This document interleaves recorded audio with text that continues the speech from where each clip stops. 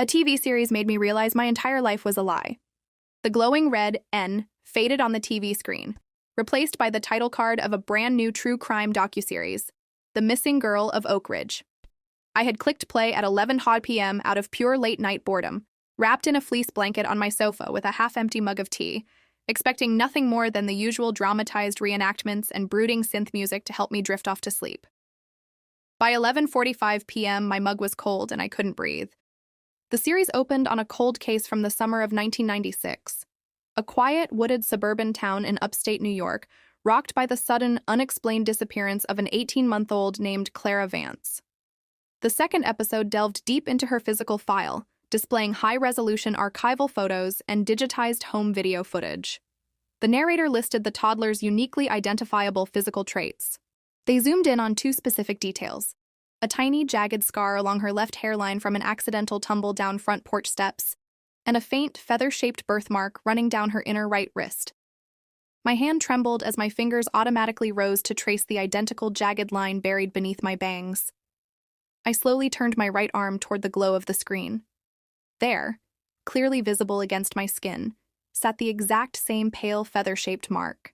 I spent the next 6 hours in a state of total, paralyzing dissociation, watching the remaining episodes back-to-back as the night vanished around me.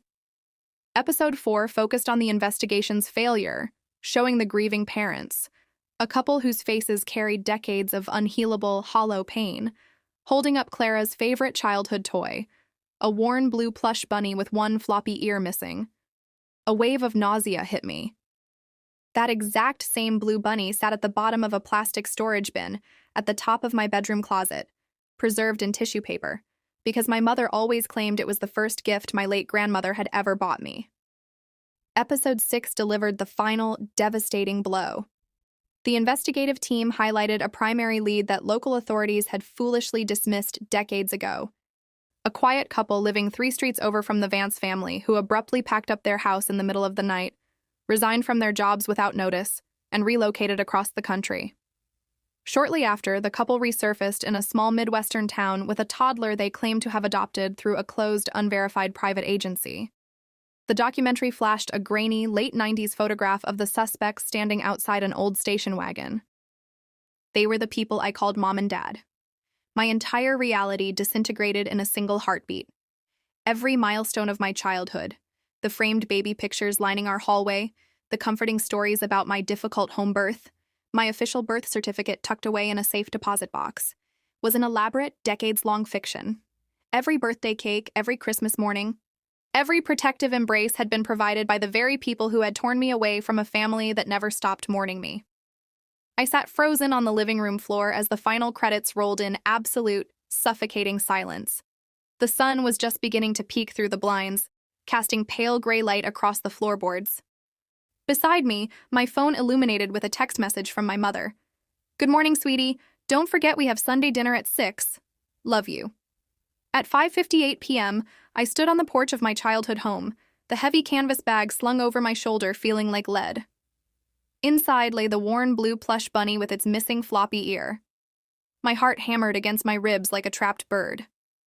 I pushed open the unlocked front door. "In the kitchen, sweetie," my mother's voice called out, cheerful and warm. I walked in. The aroma of roasted chicken and rosemary filled the room. My father was at the dining table unfolding cloth napkins, while my mother stirred gravy at the stove.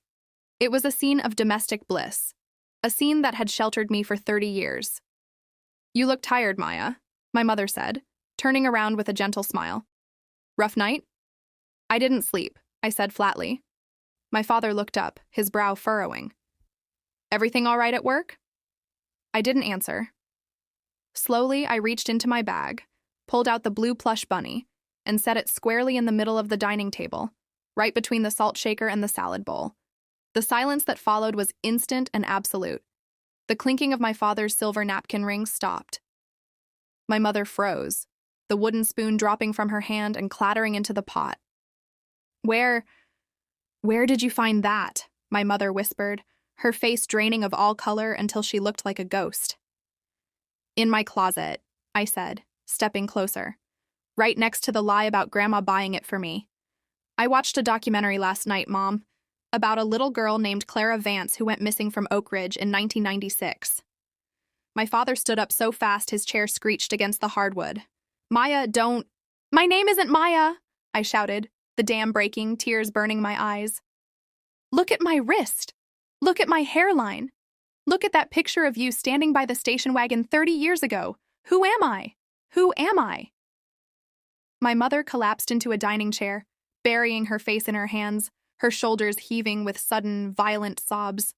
My father stared at me, his mouth opening and closing, the composure he had maintained for 3 decades shattering in seconds. We couldn't have children, my father rasped, his voice trembling as he reached out a hand he didn't dare lay on me. We tried for 10 years. It was destroying your mother. Then we saw you in that yard, unattended for just a minute. The gate was open. Your mother held you, and we lost our minds, Maya. We thought we could give you a good life, a safe life.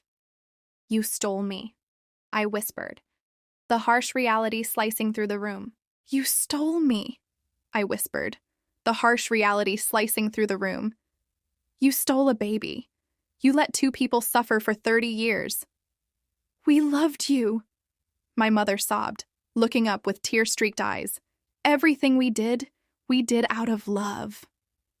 That wasn't love, I said, stepping back toward the door, my heart shattered into 1,000 pieces. That was a crime. I didn't listen to their pleas. I pulled out my phone, walked out the front door into the cool evening air. 2 weeks later, I stood in a private conference room at the county sheriff's office. The days in between had passed in a blur of law enforcement interviews, emergency DNA swabs, and headline news. My parents had been arrested without resistance, held on kidnapping charges. The court-ordered DNA test had come back with a 99.9% match. I was, without a shadow of a doubt, Clara Vance. The doorknob turned. I held my breath, clutching the arms of my chair. The door opened, and a man and woman stepped into the room. They were in their late 50s, their faces lined with 30 years of unresolved grief. But as their eyes met mine, those lines seemed to soften. The woman had the exact same hazel eyes I saw in the mirror every morning. The man had my jawline. For a long moment, nobody moved. The weight of 3 lost decades hung thick in the air between us. Then, my biological mother let out a jagged, breathy sob. She didn't rush me. She simply reached out her trembling hands, palm up, offering a connection if I wanted it. Clara, she whispered, her voice cracking on the name she hadn't been allowed to speak aloud in 30 years. Is it really you? I looked at her hands, then up at her face. The terror, the disorientation, and the grief that had consumed me since that late-night Netflix binge suddenly gave way to a strange, overwhelming sense of grounding. I took a step forward, closing the distance, and laid my hands in hers. It's me, I said quietly. I'm home.